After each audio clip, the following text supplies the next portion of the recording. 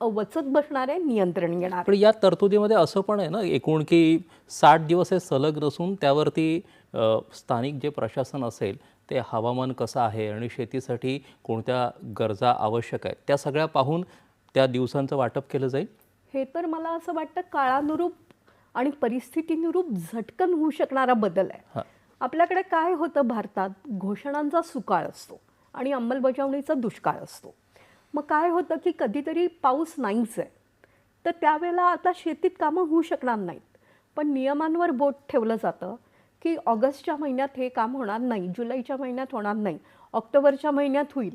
आणि ऑक्टोबरच्या महिन्यातच जर पाऊस येणार असला तर ते जे कालचक्र बदलत आहे ग्लोबल वॉर्मिंगमुळे, एल निनोमुळे, त्या बदलाशी सुसंगत बदल करत तिथे स्थानिक प्रशासनाला अधिकार देणं, त्यातून यात ग्रामसभेला देखील मोठे अधिकार दिले गेलेले आहेत.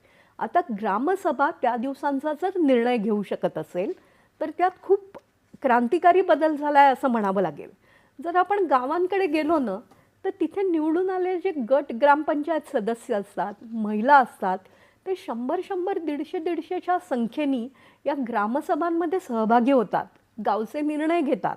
त्यामुळे त्या लोकांना असा अधिकार देणं आणि प्रदत्त करणं म्हणता येईल ते खूप महत्त्वाचं होतं. तो पण बदल या कायद्याअंतर्गत केला गेला आहे. एकूण या तरतुदीमध्ये असं पण म्हटलं जातंय की शेतकऱ्यांना